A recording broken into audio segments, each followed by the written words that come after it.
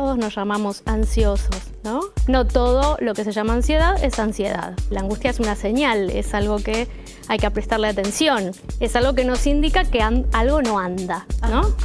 La palabra trastorno es una palabra problemática en realidad. Claro. ¿Qué es lo normal? Podríamos preguntarnos. El autismo es otro término que se ha banalizado. De repente todo el mundo se llama autista, ¿no? Sí. Nuevas angustias, pero la angustia siempre es la angustia. Claro. Son formas de estar en el mundo diferentes. Tenemos que poder convivir con distintas formas de estar. Bienvenidas, bienvenidos, bienvenides. Aquí estamos en Contame, en el canal de la Universidad Nacional de La Plata. Los que nos ven siempre ya saben, tratando de indagar en algunos temas que nos parece de interés, que nos parece que muchas veces se habla en las casas, en el trabajo, en la calle, en la escuela, y que merecen, bueno, profundizar un poquito más. En este caso vamos a hablar de ansiedad. De ansiedad como una característica de la personalidad, pero también de una patología. Y muchas veces esto de diagnosticar a otros o hacernos nosotros un autodiagnóstico y definirnos como ansiosos. Y para hablar, claro, de la ansiedad, recibimos a Julia Martín, es licenciada en psicología. ¿Cómo estás, Julia? ¿Qué tal? Gracias Bien. por la invitación. Llegan muchos pacientes al consultorio autodiagnosticados o que alguien les dijo, vos necesitas terapia porque tenés ansiedad. Es algo que circula en la calle. Todos nos llamamos ansiosos, ¿no? Sí. Quizás como una cuestión de época. Qué nombre se acelere con el que andamos, ¿no? Claro. Por supuesto que es una palabra muy común para definirnos, pero no siempre de lo que se trata es de ansiedad, ¿no? Digamos, si uno va a la precisión del término, no todo lo que se llama ansiedad es ansiedad. Nosotros en general, vos decís, sí, es un término muy de época. Cuando definimos a alguien ansioso, suponemos que no tiene la paciencia suficiente para esperar que un hecho se desarrolle o que ocurra. Pero también a veces se lo adjudica algún síntoma físico que uno puede tener relacionado con la ansiedad. Ahí preferimos hablar de angustia y restituir la dignidad del afecto de la angustia. Y poder reconocerse angustiado, ¿no? La angustia, no hay dudas que uno está angustiado, ¿sí? Uno lo puede llamar ansiedad, pero en realidad uno claramente sabe que se trata de angustia, se siente en el cuerpo. Ajá. Algunos separan, ¿no? Y hablan de que el estado mental que acompaña a la angustia sería la ansiedad, ¿no? Como que la ansiedad se daría más en el plano de lo mental y la angustia se siente en el cuerpo. Pero en todo caso, es algo que nos indica que algo no anda, ¿no? La angustia es una señal, es algo que hay que prestarle atención. Y no necesariamente hay que patologizar, ¿no? Sentir angustia y ansiedad, Claro. ¿no? Son sentimientos humanos, afectos humanos. Julia, y son sentimientos que uno puede transitar, ir y venir como otros sentimientos, como la alegría, como... Sí, ¿no? sí, algo de eso pone de plano la película Intensamente, ¿no? Claro. Que presenta ansiedad, bueno, como esta personalidad que está en vorágine, ¿no? Que quiere resolver todo pronto. Bueno, tal vez sea un aspecto de la ansiedad, esta expectativa de resolver, de hacer, ¿no? Pero preferimos reservarla más para el plano de lo que nos pasa en el pensamiento, ¿no? De ¿Cómo va la sentirnos cabeza? que tenemos que resolver, aunque acompañe con algún síntoma físico, ¿no? Y esto que vos decís, hay una relación entonces entre esa sensación o síntoma de ansiedad y la angustia. Algunos dicen esto, ¿no? Que puede aparecer angustia sin ansiedad, pero de la angustia no se duda. Se siente acá, a lo sumo en la boca del estómago, ¿no? Pero si uno piensa alguna vez si sintió angustia, nos remite a esa percepción del cuerpo. La angustia nos recuerda que tenemos un cuerpo, de hecho, Claro. ¿no? Sin que nos duela una pierna, sin que tengamos una enfermedad, ¿no? Pero nos recuerda que tenemos un cuerpo y que tenemos decisiones por tomar. La angustia es bien distinguible por eso, ¿sí? Por eso se la reservaba más del lado de los síntomas físicos que acompañan este afecto, ¿no? Ahora, la angustia es cierto lo que vos decís, está estigmatizada. Es más habitual que alguien te diga, no, estoy ansiosa, ansioso, a que te diga estoy angustiado, lo estoy pasando mal por X circunstancia. Porque puede ser hasta por algo positivo que va a ocurrir que uno esté angustiado. Sí, en general uno está angustiado ante elecciones, ¿no? Ante situaciones de elección. El asunto es que tanto la ansiedad como la angustia pueden tener carriles no patológicos, ¿sí? Pueden llevarnos eso, a tomar decisiones saludables en la vida, o la ansiedad, bueno, puede encontrar una forma sublimatoria de expresión de algo, no necesariamente se convierten en trastorno. La palabra trastorno es una palabra problemática en realidad, porque preferimos hoy hablar de padecimiento, de sufrimiento subjetivo.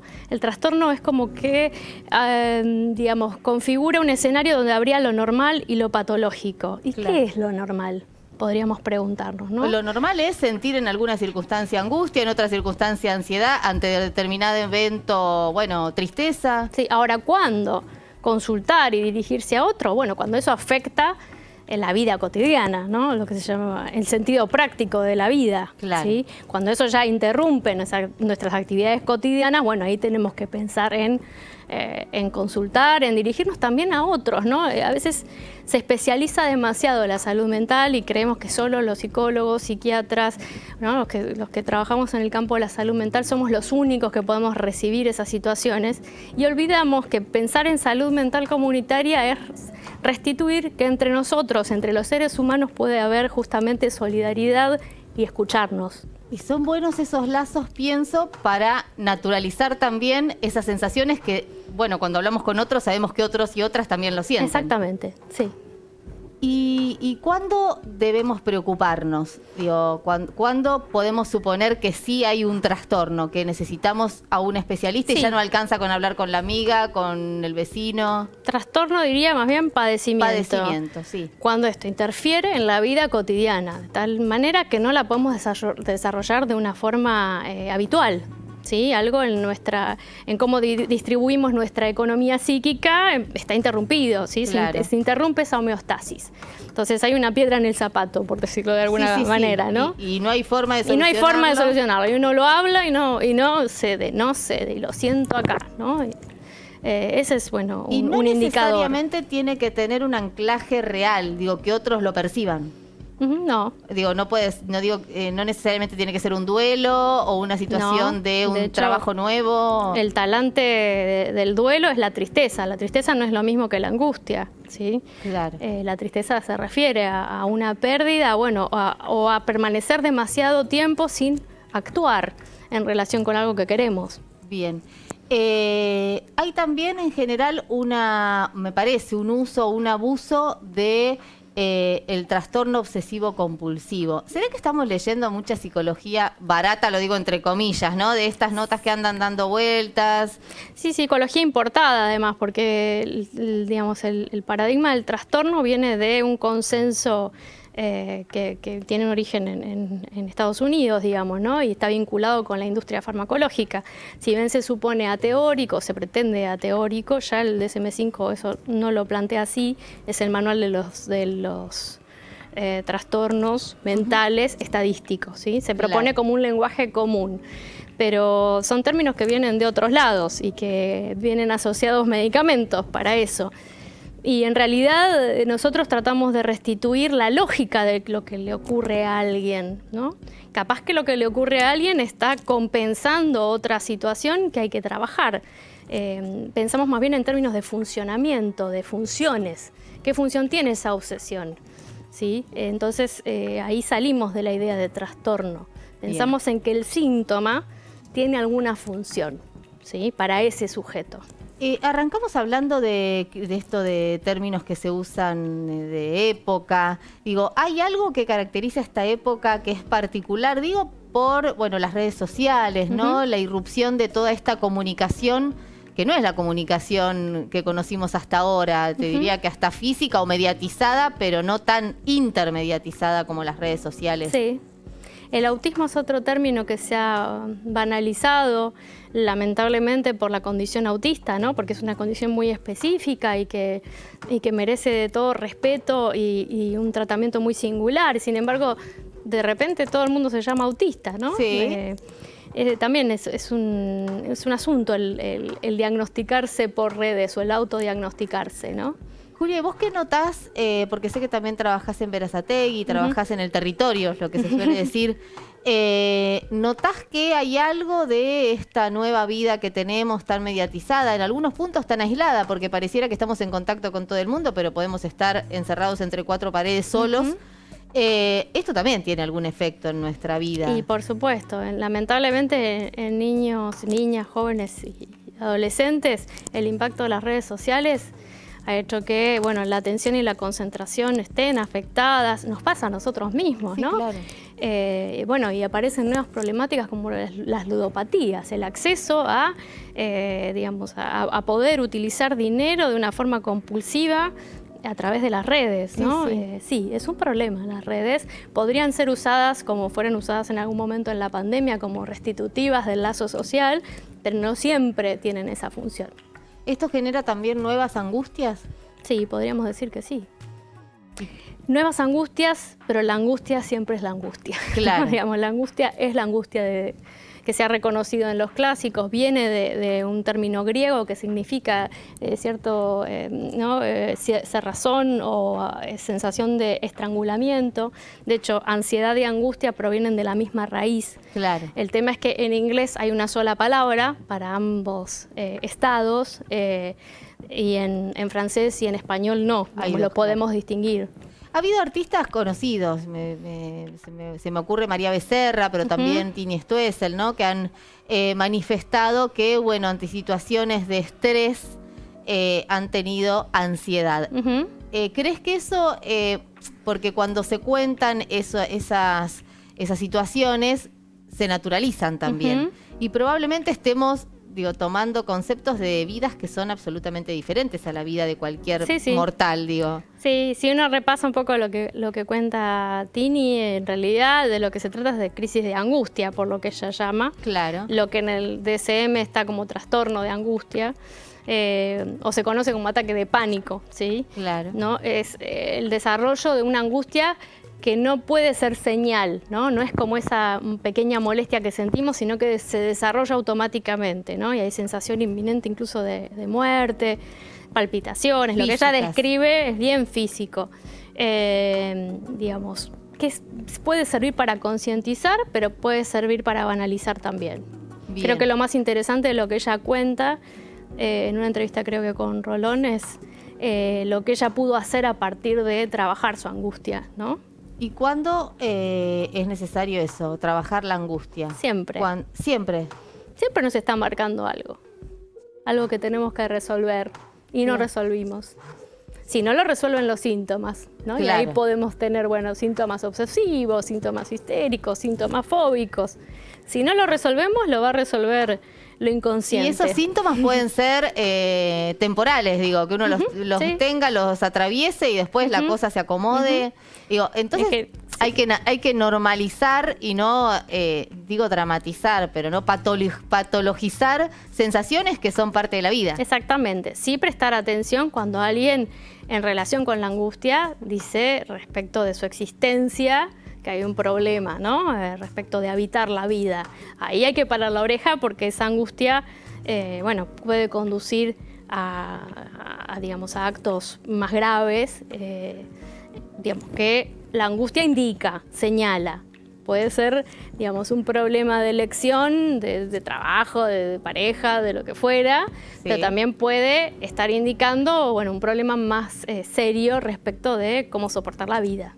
Vos hablaste también de los ataques de pánico. Me parece que es otro de los términos que se usa habitualmente y creo que todos tenemos la sensación de todos en algún momento hemos tenido un ataque de pánico. Ahora también no es lo mismo un ataque de pánico a tener sistemáticamente... Exactamente, ahí es donde se habla de este trastorno, ¿no? de angustia, cuando se repite en el tiempo.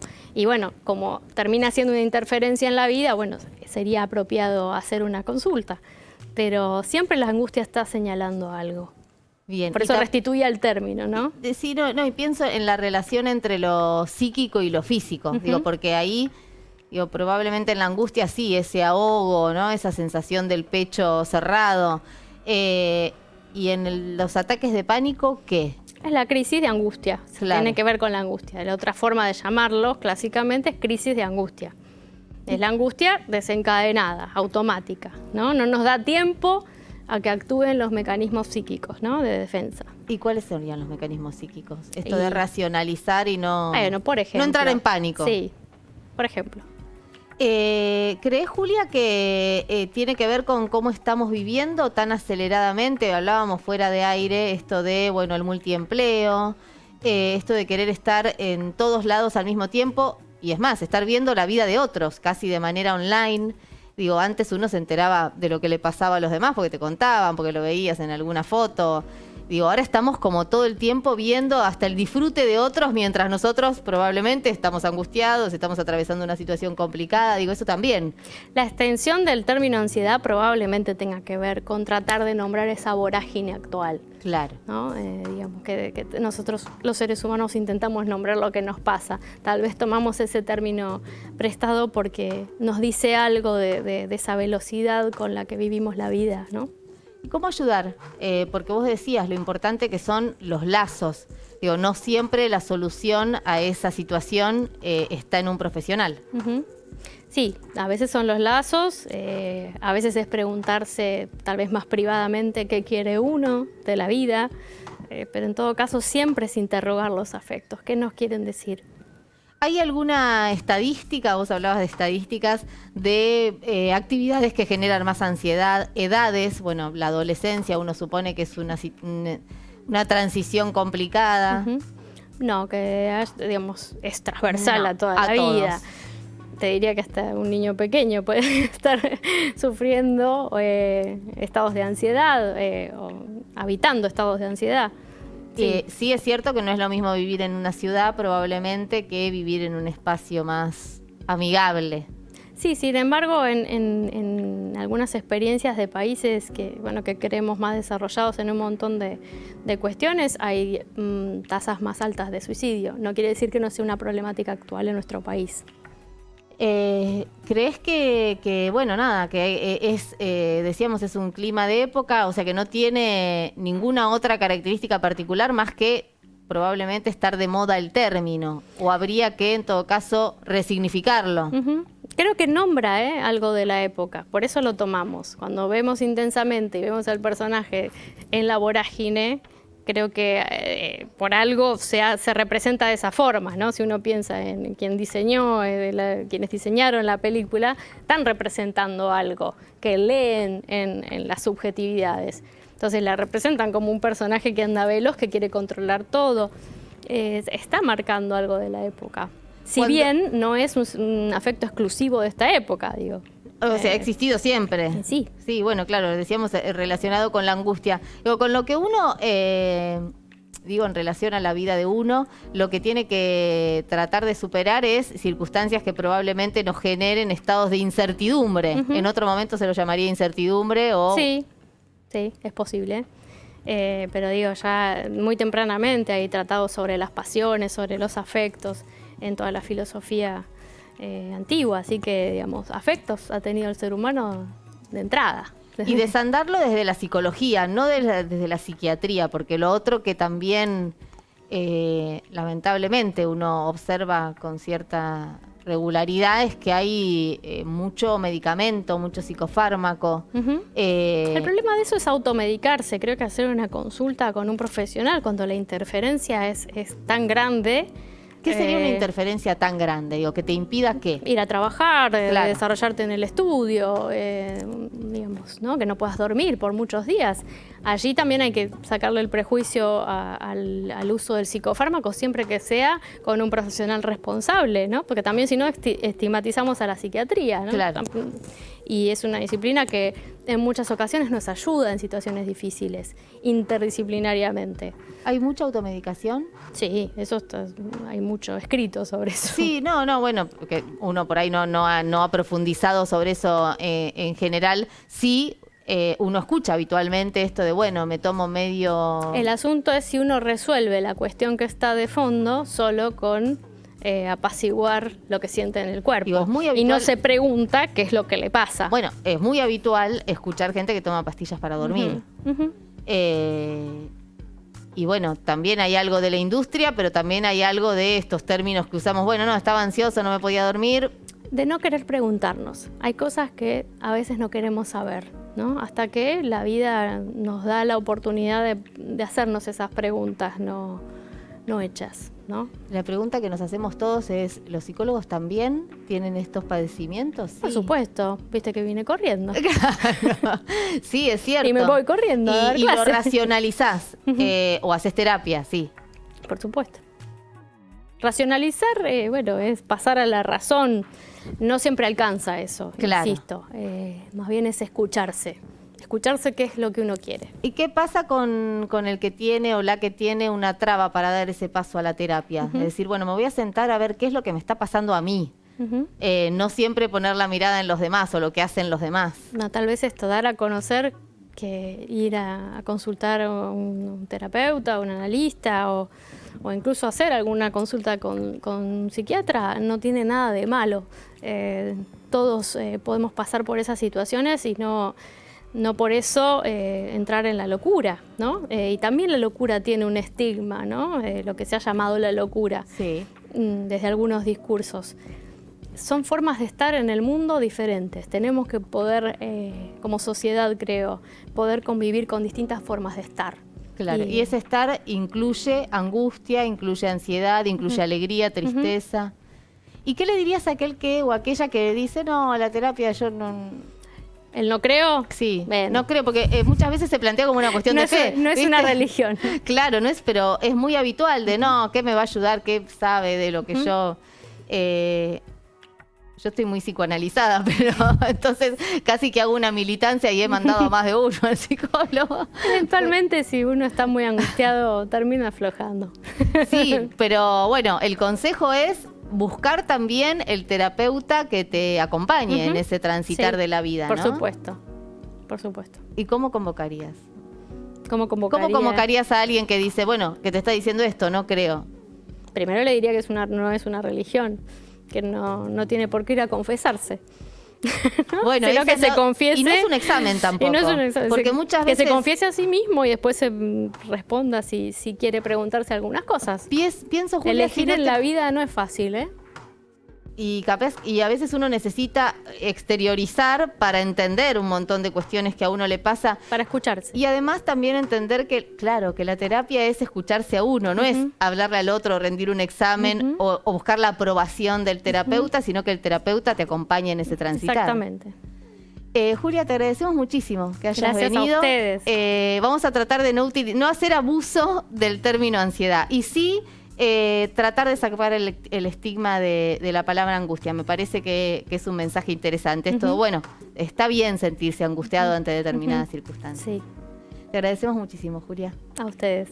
Le agradecemos mucho a Julia y les agradecemos mucho a ustedes que siempre están del otro lado y en este caso, bueno, tratando de entender qué es lo que nos pasa, por qué tratamos de ocultar algunos sentimientos que son naturales, que tienen que ver con el transitar de la vida, como también exteriorizamos muchas veces la alegría, exteriorizamos muchas veces otro tipo de emociones. Bueno, probablemente es necesario a veces también exteriorizar la angustia cuando la estamos atravesando, porque precisamente de esa manera probablemente, si no es necesaria una ayuda de un profesional, podemos superarla. Nosotros nos vamos a volver a encontrar, como lo hacemos siempre acá en el canal de la Universidad Nacional de La Plata, tratando de profundizar este y otros temas que nos parecen de interés y claro, nos parece que también a ustedes les interesan. Los vamos a estar esperando siempre.